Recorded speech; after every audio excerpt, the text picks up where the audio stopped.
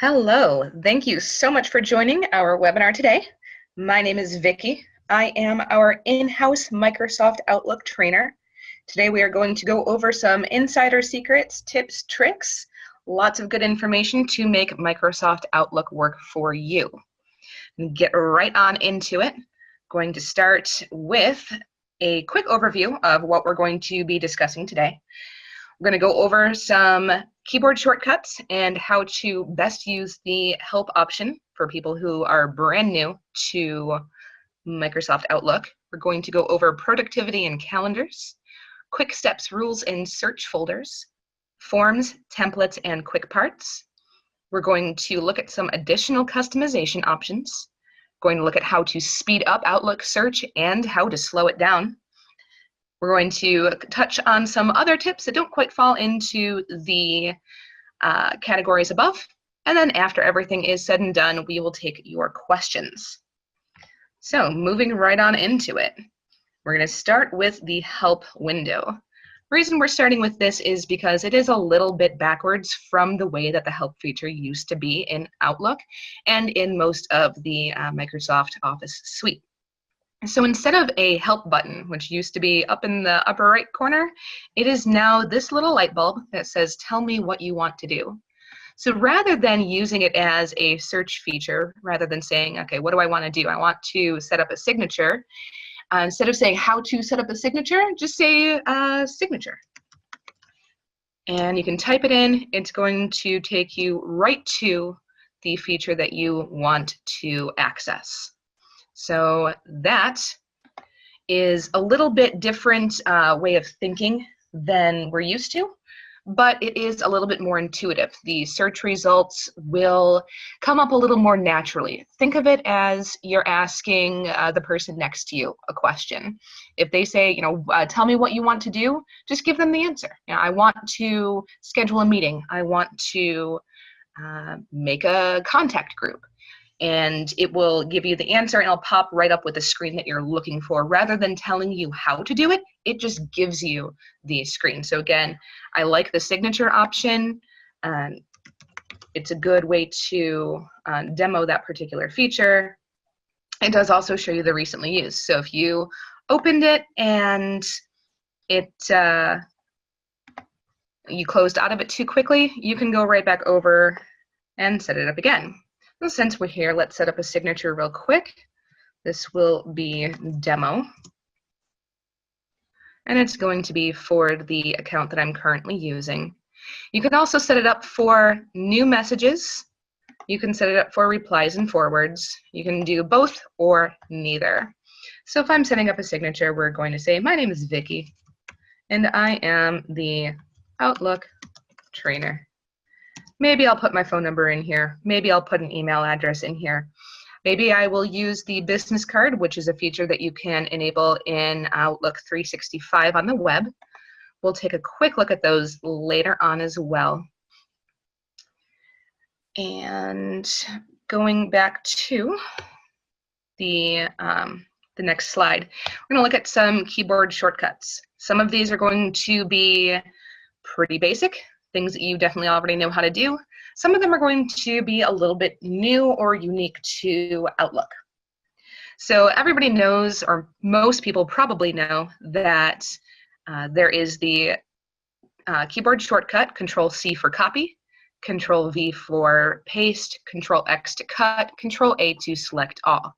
What's neat about Control-V is that if you copy a line of text or a block of text and then use Control-V, it will immediately pop open a new email window. So you can select the text, open a new email without having to click a bunch of buttons. The point of keyboard shortcuts is to save you some time. We do not want to waste time moving our mouse all over the screen, looking for menu options. This is a great way to save time. So if you have the ability to commit these to memory or even write a little cheat sheet for yourself that you stick on the side of your monitor, these will definitely save you some time, especially once you get in the habit of using them. It is a lot of fun, actually, to be able to navigate all through Outlook or through any other Microsoft product just using the keyboard. And some people will be fascinated by the fact that you never touched your mouse. and it's always fun to look like a wizard, look like an expert by navigating without ever touching the mouse. So a couple of other shortcuts that are unique to Outlook. To automatically reply to an email that you have selected, you can use Control-R. Alt-W is to forward an email. Alt-R is to reply all. I say use with caution. A lot of people do not need to reply all the time, and you can get yourself into a little bit of trouble if you are replying all to things that maybe you should not be passing along to everybody, so use that one with caution. Control-R for reply is probably the better choice, unless you know for sure that everybody needs the information that you are sharing. Control-Shift-V is the Move Items menu. That one I will show you. So Control-Shift-V is going to allow you to move emails automatically to your folders. So right now, this is a brand new demo account. There's not a lot in here. I don't have any folders set up. We are going to go into how to set the folders up, but I wanted to show you a brand new, bright, shiny, clean version so that we can see what it looks like when we start to do the customizations. But if you are someone that has lots of folders, dozens, hundreds of folders, the Control-Shift-V option pops up this Move Items window, so you can immediately and quickly move items to folders. You can arrow down through them, use the keyboard to hit enter on any of these things that you need to access. So that is a very, very time-saving option. If I recommend any of them that you memorize, Control-Shift-V is going to be that one. The other one that is fantastic is Control-G. Control-G, when you are in the calendar, will bring up the, oops, why are you, well, that's different. All right, not sure why it did that, but we'll put you back over where you belong. The Control-G brings up go to date. So if you know that you are looking at, let's say I want to find out what I have going on 11/2/17, you can just type it in rather than navigating all the way through. Even better if you're looking at something way in the future or way in the past. Saves time from clicking over through the months, through the years, and finding the date that you want. You can just use Control-G, go to date, there you are. Going back over to the Outlook screen, you can use Control-1 to take you over to your mail screen. You can do Control-2 to go to the calendar. Control-3 brings up your contacts. And if you need a reminder which one's which, down here in the bottom left corner, you'll see the first one is mail, that's Control-1. The second one is your calendar, that's Control-2. So these hotkeys will save you some time from having to move your mouse all the way down to the bottom of your screen. You can just tab back and forth between them with Control-1, 2, 3, 5 takes you to tasks. If you are someone who uses tasks and notes, that is a good one. But I find myself using Control-1 and 2 to go back and forth between the inbox and calendar fairly frequently. So, last one on this list is for additional shortcuts. If you right-click anywhere in Outlook or in any of the Microsoft programs, you will see that there are underlined letters on the menu. So if you forget what it is that you are looking to do, or if you forget what the hotkey is, right-click where you want to go and look at the menu options. The underlined letter is going to show you what hotkey you're going to use. So if you forget that replying is Control-R, you open this up, you see, oh, the R is underlined, that's my hotkey. So even if you don't memorize everything, or if you find out later on that there's a feature that you're going to use a lot, and you want to have a hotkey, or you want to know if there's a hotkey, that's a great way to look that up. All right, moving on, productivity and calendars. So of course, productivity is going to be a hot button important thing that most businesses are looking to maximize. You want to make sure that you are getting the most out of your time, the most out of your employees. So we are going to look at ways to make your life easier within the Outlook environment. All right, the biggest one, especially if you have a lot of emails coming in all the time, especially if you end up with a lot of email threads, is going to be toggling over to the conversation view. If you're used to using Gmail, you may, or other webmail features, or other webmail options, you may be used to a conversation view. If you are an Outlook user primarily, the old way of doing it was having every single email in its own line, its own option. Now we have the option here to switch over to conversation view. So as you can see, every email that I have here is all part of the same conversation. I'm talking with myself like I have some sort of 3 personalities as opposed to just 3 email accounts. We're discussing what I'm going to have tomorrow for lunch. So if I want to minimize how much clutter, because right now this is taking up 4 lines when it's all one conversation, what I can do is go over to the View tab and click this box up here. It says Show as Conversations. So when I do that, it's going to compress everything into one message thread. I also have the option, if you look at this pop-up, I can apply this option to all mailboxes. If I want every mailbox that I have, every folder that I have, or all the folders in this account to show the conversation view, I can do that. Or if I just want this to be applied to my inbox, which might be nice if you look for a lot of specific emails that you have routed to different folders, a lot of things that maybe a reply has separate information, you may want to visually have those separated in other folders. You can apply it to everything or just the active folder. I'm going to apply it to all my mailboxes, and now I have one line for this conversation. So I can open it up and see the whole message thread. I apologize for how slow this is running. Normally it does not operate quite this slow. Something with the webinar going is making it take a hot minute to load some screens. But once it does pop up, you will see there. Now we can see that it is a threaded conversation. We can see everything that was on there with the most recent message at the top. So I'm going to close out of that. If I just wanted to see an individual message after I have it threaded, you can click this little arrow over on the left side to expand into a drop-down. Yeah. There we go. Again, I apologize. It's fighting me just a little bit, but there we go. All right, so now I can see each individual message, and I can open them up by themselves. So a nice feature that is included in Outlook. Of course, we've already discussed about the integration with the calendar. The two definitely go hand in hand together. They are a very powerful tool to organize your life and maximize your productivity. So this popped up with the title Friday Lunch. I asked myself what we would like to have for lunch on Friday and what's a good time. Outlook is smart enough that it saw that I am talking about Friday and a time, and it's going to say suggested meetings. This pops up and gives me the option to set a meeting for lunch. It is intuitively going to know that I'm talking about Friday. Look, it gives me the time and the date.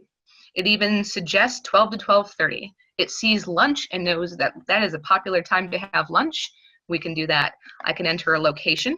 If I have location enabled, I can put in the address of a restaurant. It'll pop that up and give you the address right there in the email.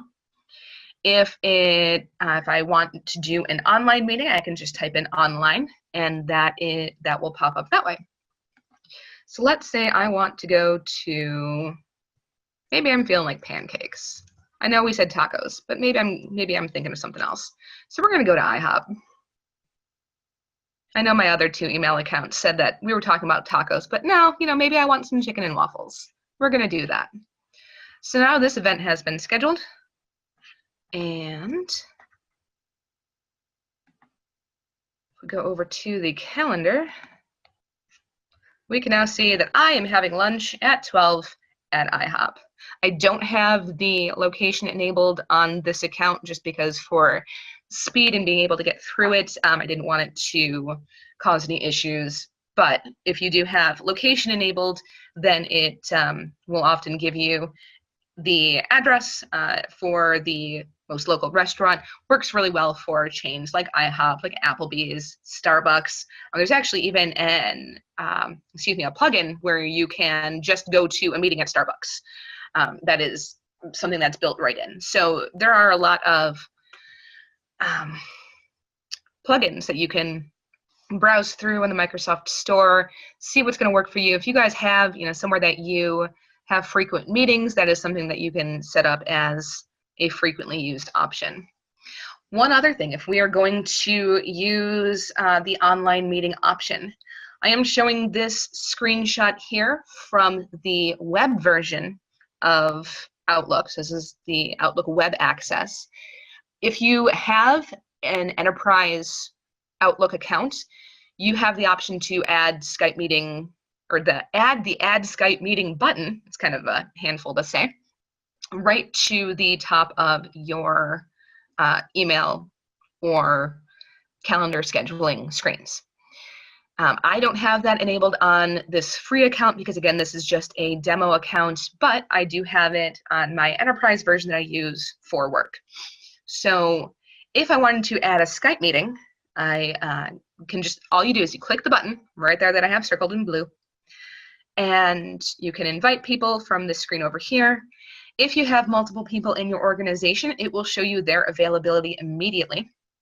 So you can see when is a good time. There is a suggested time button as well that you can click, and it will find a time that everybody is free or show you the time that most people are free.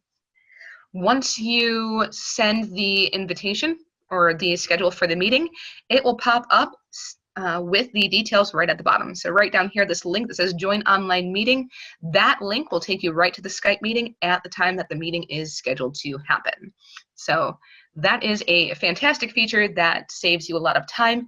There are a lot of ways to customize those Skype meetings as well, including privacy settings. Maybe you don't want everybody to know that you're having a Skype meeting, so you lock it down to just people on your team. Maybe you want to invite absolutely everybody or leave it open-ended on your schedule. You can leave it as an open-ended item on your calendar. If you set your calendar to a public setting, so everybody in your organization can see it, anybody can hop in and join that meeting. If it's something that's a little bit more informal, whatever is appropriate for your workflow.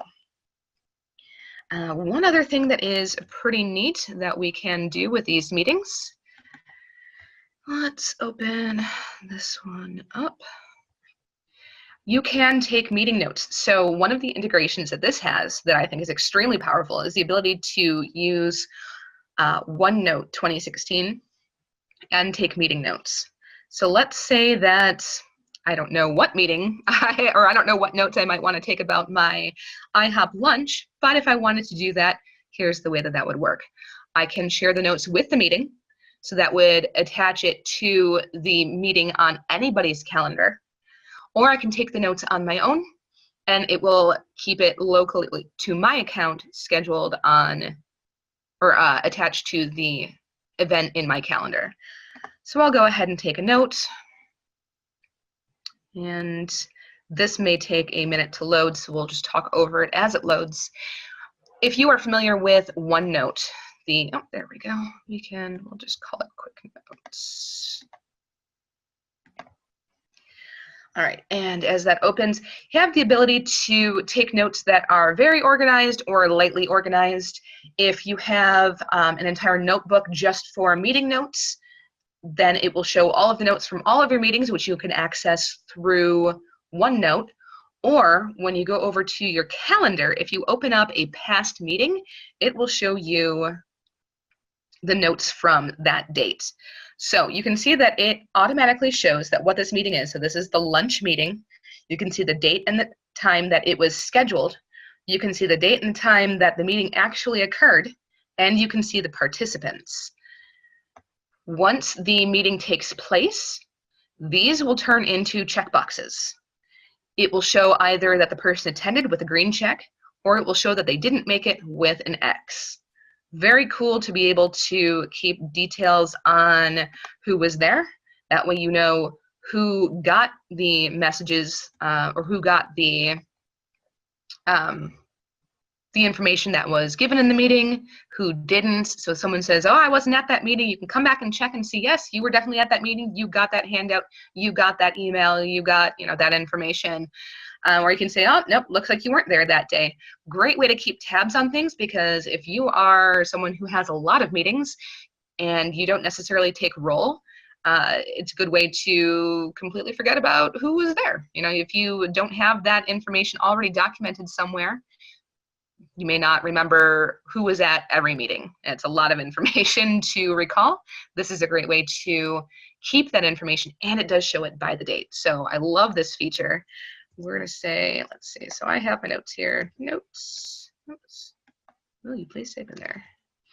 Okay, it's not wanting to let me type in, but we can save it and be done with it.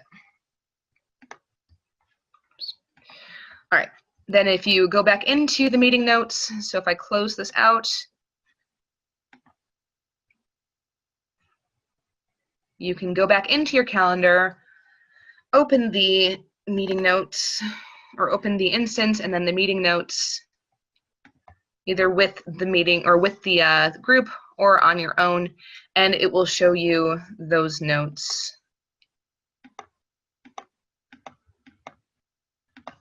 That were attached to that meeting. So this is something that stays. It will be available as long as you do not clear out the data from your calendar. So that'll be there a year from now. It'll be there whenever you need it. Very, very great feature for keeping organized across meetings. Right, next that we are going to move on. Oh, actually, I'm going to go back to one other quick thing. Want to touch on meetings or the calendars. Going back to the Home tab.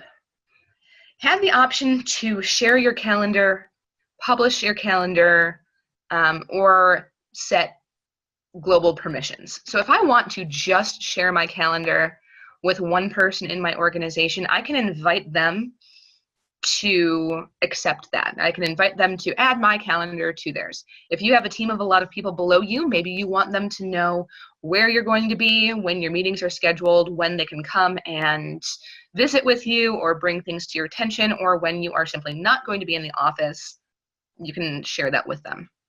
You can also request permission to view your recipient's calendar. So if you want this to be a reciprocal relationship where you can see their calendar, they can see yours, you can go ahead and check that box. So if you leave it unchecked, it says it's a sharing invitation. If you check it, it says it's a sharing request. So now you are saying, hey, I want this to be a back and forth. Please go ahead and share this with me. You can stick some notes in here explaining what you're doing and why. You can also set the permissions here to show availability only, limited details, or full details. So if you show availability only, it's just going to be blocked off in the calendar by the color that you set. If you have limited details, it'll show just the title. If you show full details, it'll have everything that's available. What room your meeting is in, what location it's at, any other details that you put in there, that'll all be available. So that is how to set the permissions there. You can also do the same thing if you wanted to do it globally with the calendar permissions. So if you want your calendar to be available to everybody in your organization, you can set that here. You can also allow for your calendar to be read-only, or you can allow it to be read and write. This is something that is very, very helpful if you have lots of people that you need to be able to schedule meetings, if you need them to be able to edit things, have input, be able to change time and date, or even completely delete the items, you have that in here as well. So let's say that I'm the leader of a team, and the people of my team, I want them to be able to see see what's on my calendar, be able to edit what's on my calendar, but I only want me to be able to delete items. So I want them to be able to access them and change them, but I'm the only one who can take them away completely. You can set it to read and write, but I'm the only one who can delete items. You can also set it so that people can delete their own items. That way, if, say, I have a coworker or a team member that sets up a meeting and needs to later cancel that meeting, they can delete that entry, but they can't delete the entry of another team member, only their own. That option is available in the permissions as well. Or you can make it so that everybody who has access is able to delete anything that they feel the need to delete. So those permissions are right there in this nice, easy button right up here in the ribbon. It is under the Home tab on the meeting screen, or on the calendar screen. So nice and easy access. You don't have to go digging through a bunch of submenus to find it. All right. Moving on for real this time. All right, we're going to go on to Quicksteps rules and search folders. Okay, I'm going to come back to my mail screen. All right, so Quicksteps are automated actions. They are similar to macros. They are quick buttons up here in this menu that you can set. You can use default ones. You can customize them to your heart's content to perform actions that you use repeatedly. You can apply them to individual folders. You can apply them to individual messages. You can apply them to everything as you see fit. It really depends on what you want to use it for. The best way to utilize Quicksteps is going to be for messages you need to review before taking action. I'm specifying that because once we get into this, if you are familiar with rules, you might say, well, why wouldn't I just do that with rules? Well, the nice thing about Quicksteps is that they are going to allow messages to go where the rules send them, and then you can individually take further action with an easy click. Rules are going to be something that you're going to apply before you take any action on the item. So, for instance, if I have a team folder set up where anybody who is sending a message from a certain team goes into a specific folder, that is going to be something that you want to set as rules. You don't want to take the time to apply a quick step to every message that comes in from that team. You want it to just immediately go to the folder. So we could set up that folder. Now, for Quicksteps, a good example is if you get certain kinds of email that you want to see first, but then you need them to move somewhere after you read them, a Quickstep is a great way to do that, especially if there are repeated actions that you need to take on a specific type of email. So a great email is, or a great example is going to be a customer request. Let's say that I get a customer submitting a request for a part. If that email comes in, I want to be able to acknowledge that we got the request and then move that over to the correct team that handles those requests. So since that's something that I'm going to do over and over again, assuming that people are going to make requests frequently, a quick step is a great way to ensure that I've seen the request, that it's not just getting routed to another folder, that the reply is happening, and that it is then moved to the correct folder later. So to create a new quick step, there is the arrow right at the bottom on the right in the quick steps pane. And click on that, click on that, and go to new quick step. So there are some that are kind of default, that are very commonly used, or I can go down to custom. So we're going to call this one request. And over here, I can choose an action. So choose an action. I'm going to, let's see, we're going to reply because we want to respond to it. So I'm going to add the action. show the options here. So the subject is going to be, just respond to the subject. You can set a custom subject if you want, or you can just leave it as whatever the response comes in. Would recommend leaving it just so that the recipient knows what message it was attached to. So in the text, you can say, hello, and thank you for your request. We have received it, and it is being processed by our team. And of course, you can be as specific or as vague as you want to be, whatever is appropriate. You can send it with a delay. That way it doesn't look quite so much like it's an automatic message that's being kicked back. It looks a little bit more personal. Up to you. Okay. Once you have that information in there, you can add the action. You can also add CC. So if you add a CC to it, let's say that, like I mentioned, you want it to go to a specific team, you can add in that team or that individual that would handle that there. Or you can, so we're gonna not do the CC just yet. Okay, we're gonna add another action to forward the message instead. That way the customer, if you don't want them to be able to see that another team was CC'd on it, if you want that to be a little bit more blind for the customer, you can set it up this way instead.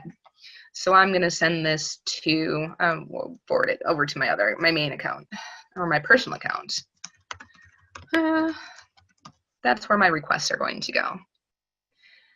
And if I want to set a shortcut, I can set a shortcut. So Control-Shift, let's say this is something I do so often that even a quick step, even clicking that button is too much work, I can set a shortcut key for it. So Control-Shift-2 is now going to automatically apply this quick step to the message that I am trying to send. So click Finish, and it is going to be set up on its own. So if I want to have this done, and do Control-Shift-2, and it automatically pops that information open. You can see that it is now working on its own. I am replying to the customer, and I am forwarding the message over to the correct party. So I don't have it set up to automatically send right now, just because I am in demo mode, but that's what that looks like. So you can see how this is going to make it a lot easier to perform actions that you repeat over and over again. Another good one you can do, and I will just show real quick, is sending it to a folder. Oh, gotta give this one a new name. We'll just call it folders. Choose an action, move to folder. Choose a folder, don't have any folder set up. So I think it's going to make me add a folder first, which I'm not going to do just now. But an example for this is, let's say that there are emails coming through about finances.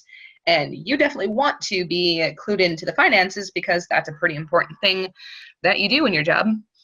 You want to not necessarily have it route. No, I definitely don't want to do that right now. You want it to route to another folder, but not before you've seen it. So you can leave it coming into your inbox, have a folder designated. Oh, there we go. Now you're allowing me to do it. We can move it over to a new folder. We'll call this finances. All right. So now anything that I have here, I'm going to go ahead and change this to finances too. Oops. All right, so change that over to finances. Now we can add this action. Anything that I decide is related to finances, okay, I can automatically send there. So finances, this one I didn't set a hotkey for. That's okay.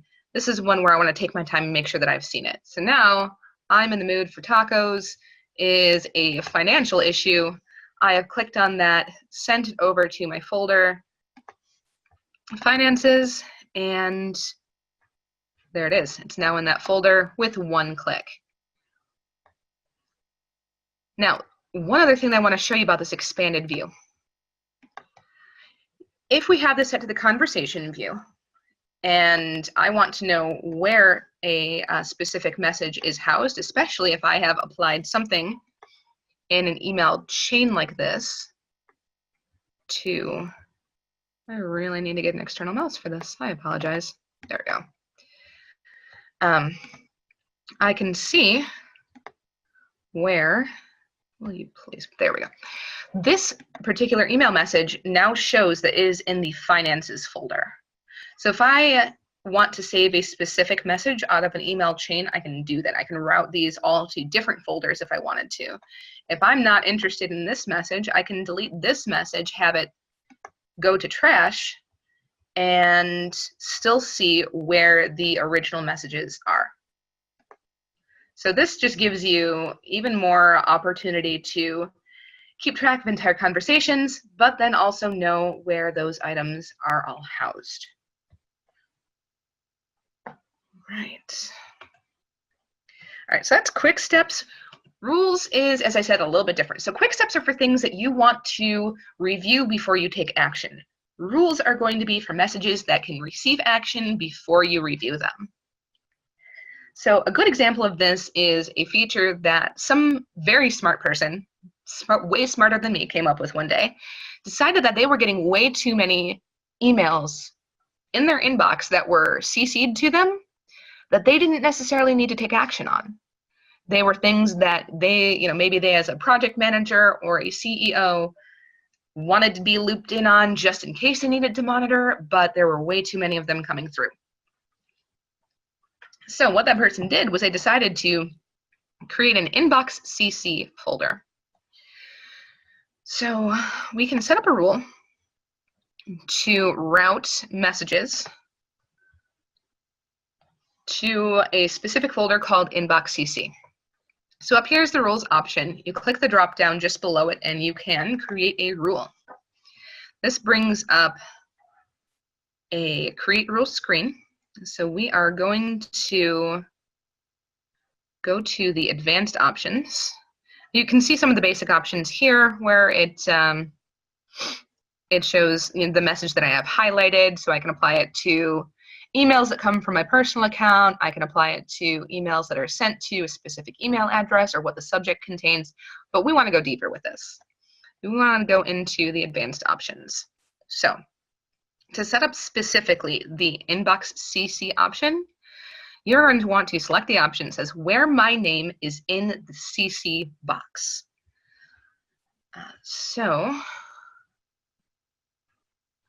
You can also set it to where my name is not in the to box. So if it is in the CC box, or if it is also blind CC'd to you, if it's BCC'd, you may want to select that rule instead. Really depends on what's going to work best for you. You can trial and error that. I would recommend using the where my name is not in the to box. It is a little bit more catch-all. And we can click next and select move it to the specific folder.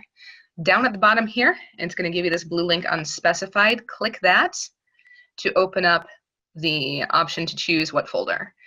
I don't have the folder set up yet, so I'm going to click new, set it as a subset of my inbox, or I can set it as a separate folder. So to set it as a separate folder, I'm going to go one up in the hierarchy. If I want it to be a subset of my inbox, then I would select it down here. I personally want it to be a subset of my inbox. Personal choice, doesn't make a difference in how it functions. This one I'm going to call inbox CC. Click OK and finish. Now you can see that it now shows that it is being moved to the inbox CC folder. If you ever want to change that or change where something routes, you can click on that blue link again and change the folder that it is assigned to. You're all done. You can click finish and go. or if you want to make exceptions, let's say that you know that there's somebody specific on your team that CCs you on a lot of things, but it is things that you want to see. You can set it, select this box up at the top, come down here and click on that blue link again. You can specify specific people. You can pick them from your contact, or I'm sorry, from your address book if you choose. All right, but we are going to just go on and go to the next button again and turn this rule on. If you want this to sort through everything that is already in your inbox, you can do that as well. All right. If you have multiple accounts, you have the option to run the rule on all accounts, or you can leave it for the specific account that you are working on. Click Finish, and it is now an active rule. If you ever need to manage the rules, if you want to delete that, if you find that inbox CC is not something that works for you, you can manage your rules and delete them or change them from this drop down as well. Right, you can also set rules for conditional formatting. Conditional formatting, if you want individual emails to show up in your inbox as a different color, that way they are a little bit more easily visible, you have the option to do that. If you want them to be in a bolder text, you can do that as well. There are as many options as you can come up with, and you can tweak them as much or as little as you want to create an inbox experience that works for you. All right, so that's kind of the difference between Quicksteps and rules. Again, just to touch back on it, Quicksteps are for items that you want to see before you take action. Rules are going to be for messages that can go to a different folder before you take action on them. One other thing that we can do as well is search folders. Search folders shows up in your menu item or menu list on the left. If you click on it, you can create a new search folder. So the search folder is a handy feature that you can use especially if you have a lot of folders that are open, or I'm sorry, a lot of folders that are created. You can set this to automate searches that you perform frequently. So let's say, for instance, that you have set up a folder for a specific domain. Let's say you have a client that you work with a lot, you get a lot of emails from them, and you are keeping all of them in a folder called Client A. So in this Client A folder, you may also have invoices. So let's say that you have rules set up to where your invoices go to a folder, and you have your invoices, or I'm sorry, you have the rest of the emails set up to go to a folder for that client. You may want to search for invoices by that client. Searching through the individual folders themselves would take a long time. So what you could do is set up a search folder for mail to and from specific people, sent directly to me, or messages that have specific custom search terms. So let's see, click on the search option here, and we'll call this one Invoices from Client A. You can select the folders that will be included in the search folder.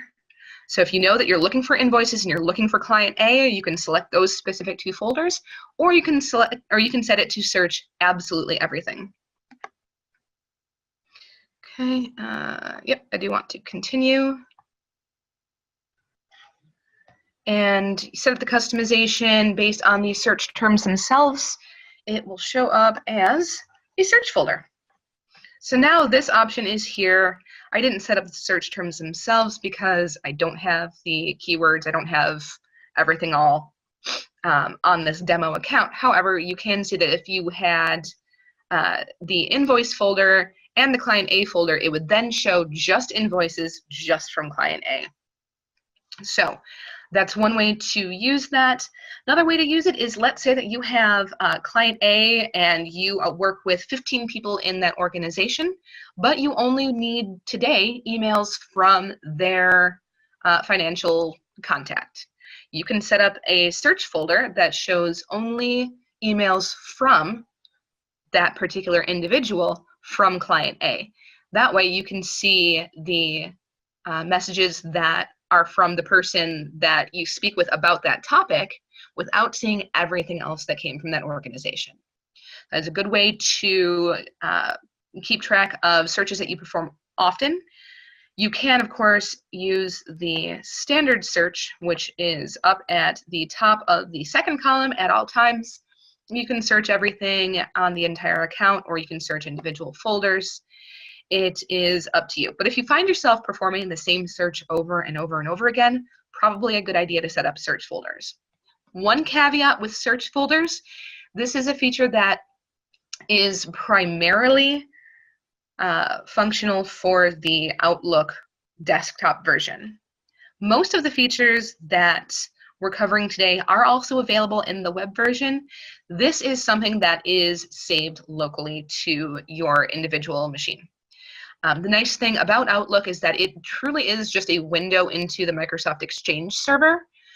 It is not the server itself. So most of your features that you set up, your rules, your Quicksteps, and your folders are all going to be available from one machine to the other, also available from offline to online. Currently, search folders is something that is strictly local. So it's going to be on the machine that you set it up on. It's not going to show up on the web version. Per Microsoft, they are working on getting that feature enabled on the web version as well. So it is a feature that should be there eventually. If you absolutely desperately need it, please do reach out to us. We can tell you how to set it up. It does involve tweaking with the offline settings on the web version and then going through some settings on the desktop version. So it's a little clunky, but it is something that is there if you absolutely do need it. For most people, though, having it just set up locally is more than sufficient if you do use the search folders. So great feature. Unfortunately, not one available on, or not one easily set up on the web version at this time, but a feature that is in the pipes for Microsoft to bring to us eventually. All right, we're going to go into forms, templates, and quick parts. This is going back to that original quick step that I set up, where there are emails that maybe something that you send very frequently. You can run that macro as a quick step. A couple of different ways. You can also set up emails that you use frequently. You can create a form, a template, or a quick part. Differences between the two. Forms and templates are for frequently sent emails, whereas quick parts are templates for frequently typed information. What's the difference? Maybe you have a response, a greeting, a tip that you type frequently and insert into your emails that you do not need to have as an email all on its own. It's a great feature to set up the quick part. Running a little bit short on time. I want to show you that. If you are interested in a demo on exactly how that works, please reach out to us. It is easy to use. It is very handy, but I'm not going to demo it right now just because we are already running into a little bit of overtime. But it is a very cool feature. I want to show you all the cool stuff that we have. So we're just going to go to forms and templates. So forms utilizes a quick step. So it's a quick step that we already went over. This one is going to just create an email with a preloaded response. You can use that form to shoot off responses, but not necessarily have any additional action taken on it. Already shown you how to create a new one, not going to go over it again. Imagine that this is an email with a template that you can see a quick response, say, okay, I've got Friday lunch, I just want to respond to it quickly, click that button, and whatever the response is, I've now sent out. So if you find yourself doing a frequent response, but you don't need any other action taken to it, you can set up a quick step as a form. Templates are a little bit different. This is something that is going to save locally as an Outlook template. Something that you can do a little bit more customization, a little bit more formatting on.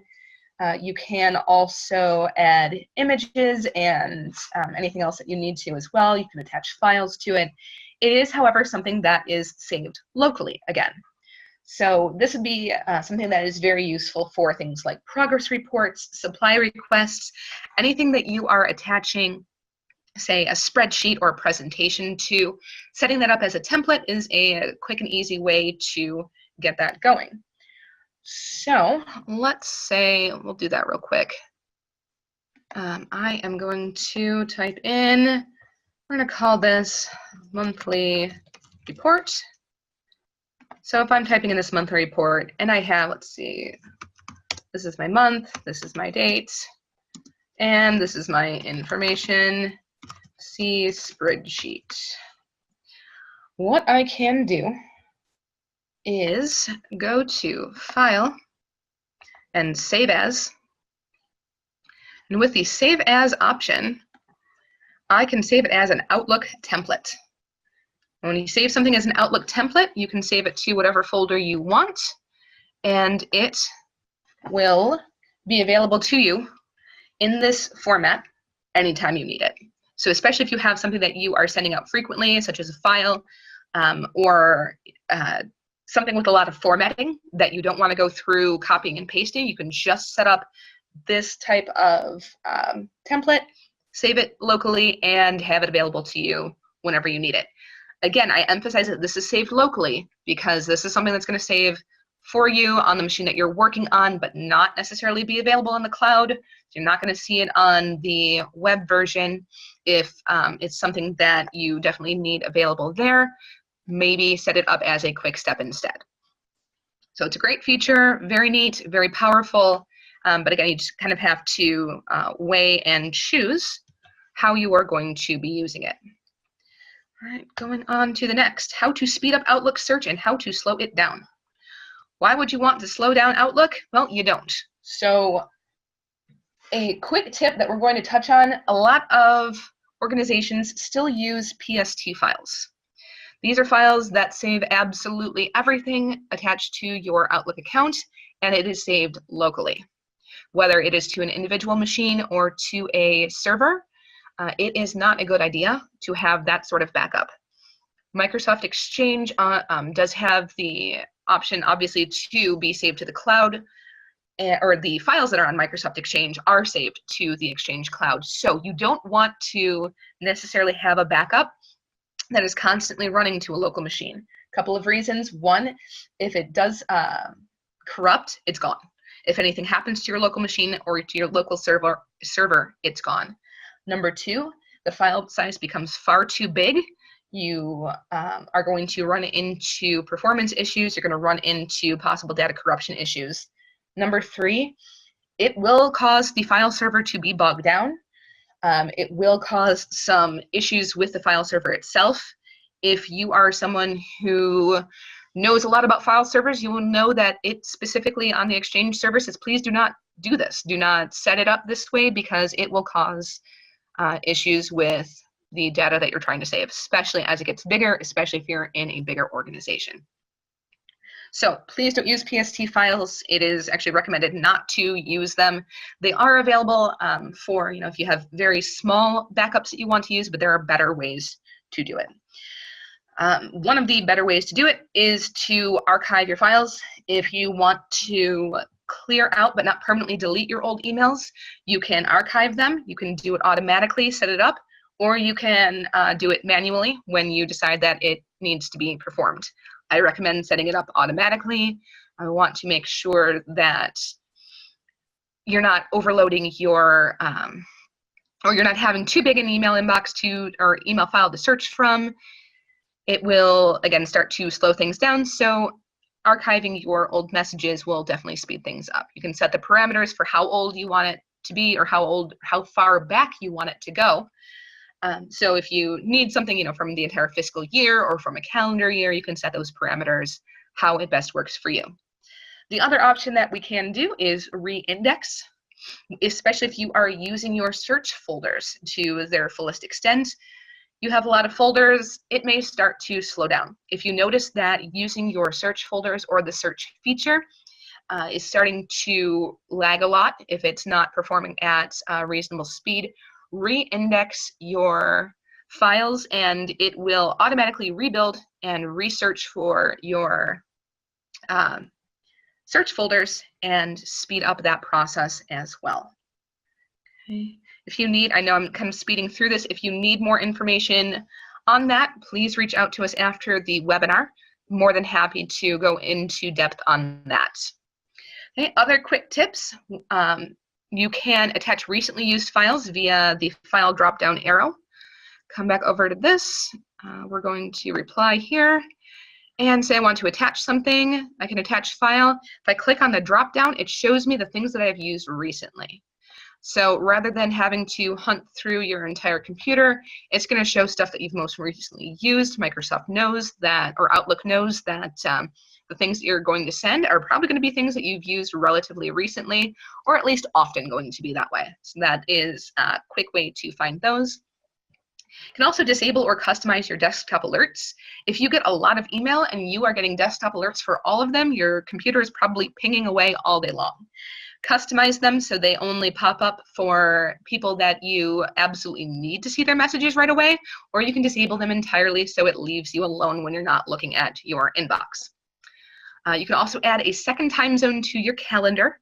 If you live near a where the time zone switches from one to the other, or if you have clients or customers that are in another time zone, and you find yourself not quite knowing necessarily which time zone you're talking about, you can set up your calendar to automatically, or to have another time zone parallel to the time zone that you're currently in when you are viewing by individual days.